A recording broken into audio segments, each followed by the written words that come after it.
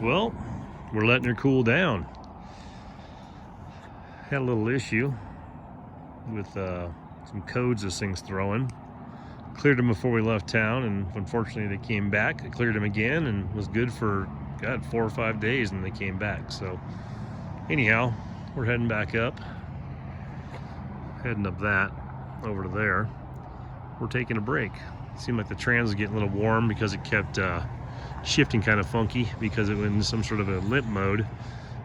So we're just kind of milking her along, and then with that limp mode, the way it was doing, the way it was making the truck react, it really had the transmission kind of winded out a little bit. So didn't want to burn that thing up. The last thing I want to do is put a new trans in this thing. So that happens pretty common with these things. So who knows? It could be around the corner. But anyway, bringing up a 40-foot high top. And prior to that, I mean, my last trip, I did the same thing with my other trailer with a 20-foot. So I don't think it has anything to do with the extra weight. This thing's capacity is like 22,000 pounds pulling, and we're pulling up, 9,000 pounds on a 6,500 pound trailer. So nothing crazy. But yeah, just having some code issues with this thing. So I think it's just throwing everything all wacky. So this is the last climb. Like I said, it's a little ways to go up there. So hopefully we make this climb and milk her home and get her to the shop on Monday and have them look at it and see what the codes are all about, and probably flush that trans if it makes it up the damn hill. So keeping the fingers crossed. But yeah, this is our first 40-foot container on good news. So truck to owner situation, it's always a labor of love. But yeah, we picked up a Kerr-built 40-foot full tilt trailer. So number says Kerr-built right there. The previous owner took the logos off. He didn't like those, so it's fine. But yeah, so it'll be a Kerr-built. It's about 1.5 years old, the trailer. Obviously a gooseneck. It's got dual hydraulics. You get a hydraulic ram right here on this side, one on the opposite side. Already had a winch on there. I went ahead and threw a couple batteries, couple 27 series batteries on here. My buddy shop the other day, and linked those together to the winch. I'm gonna go ahead and upgrade the winch as well once we get back into town. And same capacity, just a newer version of the Harbor Freight stuff. So I've already burnt a couple of these things up. Luckily you get the warranty and it covers it. So I'll upgrade with a winch plate on this bad boy and a new winch, and then a spare tire. This doesn't have a spare tire, which I definitely don't like to tow without a spare tire. That's bad mojo. So anyway, but yeah, so if you're not familiar with the Kerr-built, these are probably the most popular container haulers. You can do 220s on here, obviously, or a 40. It's a little bit shy of 40. Well, it's probably actually right at 40, but where they have the stops on there, put you a little shy of 40 to give you room for your winch, which they don't really come with. That's the only upgrade I see on here. Like I said, the upgrade would be the spare tire, extra boxes down here, which I'm going to have a buddy that I know help me fabricate some mounts in there and put some boxes on the side for the tools. But like I said, this is a 40-foot container, and I'll show you when you get to the back. It does hang over the back a little bit. The idea is that you don't have to shake this thing off. You can basically touch ground and walk out from underneath it. So, or drive out. So see the beams right here? There's the lower beam, and then there's the main part of the trailer. So your hinge point is right here. So this is your hinge on both sides. So right there's your hinge. So when you go up, this part separates like a pair of scissors, and with those rams pushing out, and then this thing will go like this, and this part will come kind of up as it does it, and it kinks it kind of in the back of your truck. And right now I'm letting the truck cool also. I'm running, so I'm not going to show you an example of that, but I will once I get back to my property. I'll show you unloading and loading these things probably the next couple weeks, do a couple videos like that. But yeah, it's a really cool trailer. Guy named John Kerr makes these up in Oklahoma. I'll do a full rundown on the trailer, but I've been wanting one of these since I got into this whole gig about 1 year ago, and finally got the right deal in California, so I don't have to go too far, and that's where I pick up my containers anyway. So I went down there and grabbed a trailer, and we're hauling back up with it. And like I said, this is a wind and water tight high top, or high cap, or high cube, multiple choice. But so a standard container is going to be 8'6". This is 9'6" high, so still got 8 foot wide. It's 40 feet long, and this is just 9 foot 6 inches tall, as opposed to 8 foot 6 inches tall, which would be a normal one. Got a little booger up there in the corner, a little bump. But other than that, this thing's pretty clean. It's like I said, a wind and water type, but it's a 40-foot high cube, which is sometimes hard to get these out these days. So the ports are starting to get a lot more one trips in now.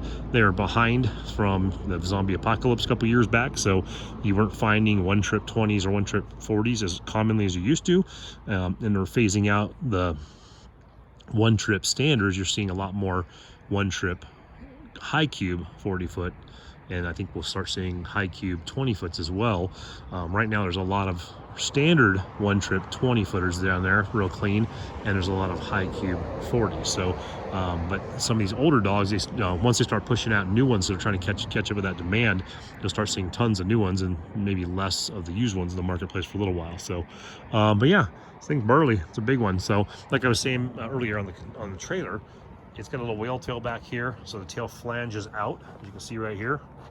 So see, you can kind of see the bend. That's how my other bumpers look on accident, but I actually did want them bent, but I bent them on accident. But it flanges out like a whale tail, so when you go up to bump into the container, if you're not perfect on there, the first 7-8 inches right there, 10 inches, will correct it into its position and even to slide all the way up. On my other trailer, I have individual bumpers on here. I try to do that, calculated to think it would be a better design to be able to interact and move them and change them around. But the solid rail is the way you want to go, because you don't want this thing deviating.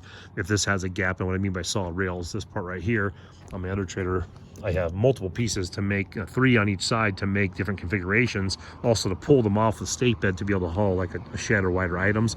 Not as important as I thought. This is how you want it, because if these have a gap at all, that container, these big knuckles right here on the front and back, this is the back right now, but the front is the same way, those little knuckles will find any gap in there. So this doesn't have a gap, as you can see, it goes all the way down, it just slides right on. This is loaded with a forklift at the port, so it's pretty perfect in there right now. But even when you slide these things on, they go on really clean with this type of trailer. There's a few manufacturers out there like Load Trail, Max D.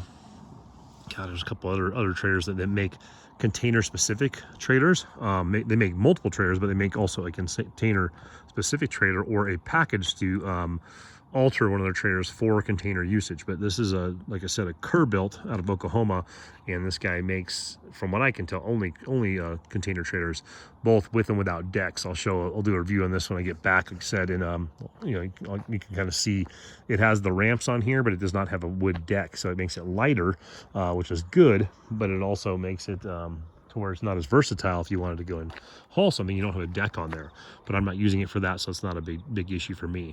Once again, there's the whale tail on the other side, and then like I said, we are short.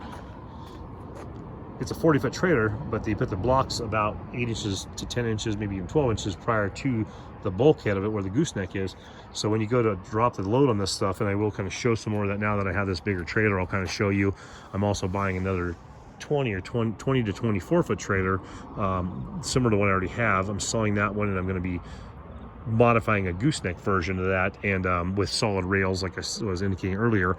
I'll start showing you some videos of unloading and unloading. But the idea, I put my railroad ties, so if I put a railroad tie right here and drop this down and touch that railroad tie, now this is a couple inches off the deck there, and I just drive away and it slides right out. So, and then this one right here, you chain it to the back, to the underside of the actual trailer, and you can kind of see the trailer is a skeleton underneath there, and I'll show that in more detail once I have the load off of there. Also has a stable bar right there.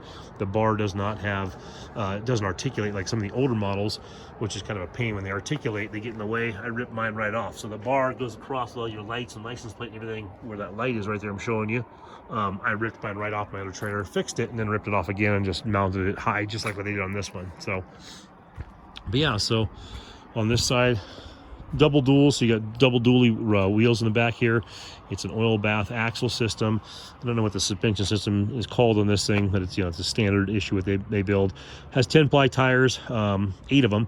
I prefer a 14-ply, but they come with 10-ply. If you don't upgrade them, you get the 10-ply, and the 10-ply is more than healthy for what I'm pulling, especially with double dualies like that. On my other trailer, I have 12 plies, but there are only 2 singles, and they're far beyond the capacity of the weight, even at the 10-ply that I need. When I do change out the tires, I'll get a 14-ply on this just for that extra sense of security. And some people will go with a solid rim on this. Any of the holes in there technically can be integrity, so a lot of people go with a solid rim on trailers. From what I know on the stats of this, these rims are fine. The axles are great. Like I said, the 10-ply tires are fine because there's 8 of them, so not a big issue. What I'm towing is about 9,000 pounds. 10,000 pounds tops with double dualies with all 10s. 10 plies, you're fine. And trailer capacity is far beyond that. You can, put a little bit of load on this, but I don't carry these things with any load. So there's the other boom right there. Like I said, there's the articulation of the hinge point. And our hydraulic jack right here. And like I said, here's stops right here to stop your load from moving forward. And you can see the trailer would be 40 foot, from here all the way back. But we're probably getting about a 12-inch gap right here to create that little offset in the back to where you don't have to shake these. And what I mean by shaking them on my trailer, it's 24 foot, so I put a 20 on there, which you can't do a 40, obviously you can do 20s. When I put a 20 on there, my 20s will go to about here on my deck. And then when I get to the location, I put it at about a 15% angle. I back it up and I basically have to brake check it and let it slide to how this one is so I can catch the end. Otherwise, you think just articulating this is gonna like make the thing fall off, and it could if you get high enough. But I mean, the idea is you want that to have like an anchor point. So once it hits a railroad tie or dirt or rock or asphalt, wherever it is, if I did an asphalt right here, unchained it, I could just drive away from it. I'll just take the straps off. But once you have this on the ground and it pulls away from the trailer just a tiny bit, it has enough pressure on there, you can just drive that trailer forward and the thing slides right off really nice and easy. So anyway, that's just a little touch base on what we're doing. We're on the side of the road right now, Beeline Highway. So I mean, picked a nice place to take a break. I remember this place being, I barely got the brakes good enough to even stop here. I remember seeing people, I think there's a hiking trail right here, so I think people, this is a little trailhead, I see people at sometimes. So anyway, just get over here, letting the vehicle cool down. Let that trans cool. You do not want to blow up your transmission. That's a rumor on the streets. So let's just cross our fingers that bad boy gets it home. We're about an hour, yeah, probably about 45 minutes to an hour from our house. So let's hope we milk it back in there. Cool this sucker off for maybe about an hour. It's cool up here. The air qualities or air temperature is very cool. It's been raining a little bit, which is awesome. We get rain, it seems like year round up here. So we're coming out of Payson right now. This is Beeline Highway. Just went through Payson. Payson's gorgeous. Basically from Payson on up, it just it looks like this. Beautiful pine trees, beautiful scenery. This is a 4-lane highway ripping through here. Like I said, it's called Beeline Highway. I don't know if they change, if it's different up here in the name, but it goes up, I think it's called the Mogollon Rim, I think is what's up there. I can't remember if you shoot down there and come up or you go around the face over there. I can't recall. I think you go around the face over there. We'll find out in a second. I've driven enough times, I don't pay attention all the time. But yeah, there's a cool lookout when you get to kind of maybe the top of this or somewhere that looks like this. Maybe it's over there. So anyway, if you do dispersed camping too, there's a lot of cool places you can camp along there. So you can just pull off and do a 14-day stay and camp remotely. There's pit toilets throughout there too. Some of those areas I'm not sure of all, and there's a bunch of campgrounds up and down this highway. So we pull through them when we don't have the load. We've been in the van. We pull through to check a few out just to see what's out there. We haven't camped over here yet. We've been so busy. So part of getting this big trailer is to not be busier, is to get more done in less time and less effort. So hopefully we'll be camping more. But yeah, figured I'd share what was going on here, guys. A little touch base on what we're doing. Like I said, added a 40-foot trailer to the fleet, selling off the 24-foot trailer, and buying another 20 to 24-foot trailer probably within the next 30 days to replace that. Selling the trailer to a customer, real cool guy that was interested in it. It's a really nice trailer. I didn't need to get rid of it, but the gooseneck for me allows me to get in tighter spots, and it's really the only difference. I mean, I'm about to modify that other trailer. It's going to cost me a little bit of money to modify it in time, and cost me money to buy a brand new trailer. Obviously, my other trailer was only 1.5 years, 2 years old. I've had it for a year. The other guy had it for less than a year, so almost 2 years old. But like I said, the only advantage is my other one was a tongue pull, and this is a gooseneck. The other one I will buy to replace it will be the same spec, same stats, but it'll be a gooseneck. And like I said, I can drive, what I mean drive under, I can kind of jackknife under this on a 40 or a 20 foot at that point in time and get into tighter spots. And sometimes my customers have trees and buildings and stumps and rocks I gotta get around. So the gooseneck is pleasure is when you're towing a heavier load for sure, especially the distance I do. For local around town stuff, I'd prefer a tongue pull, to be honest. I mean, it just gets versatile. It can be behind multiple different vehicles. Not everyone has a gooseneck setup or a fifth wheel setup or like that. So my other trailer is nice, I can tow it with my van, so I will miss that. But the gooseneck for business makes more sense. But anyway, guys, stay tuned. And if anyone's interested in a 40-foot wind and watertight high top, let me know when we bring in. I'm going to try and stock 240s in 320s at all times on my property. That sounds tiny, I'm sure, to some people. I'm not a big giant conglomerate. I never will be, never want to be. But the idea is I'll bring a wind and watertight 40, a one trip 40, a wind and watertight 20, a cargo 20, and a one trip 20. I want to have that versatility on my property, and then if someone, you know, two people order the same thing within a couple days apart, I can usually get these things up here within about 48 hours of interest and commitment. So let me know, guys, and then if you have any questions, let me know. And like I said, I will share some more videos of like how this thing works and how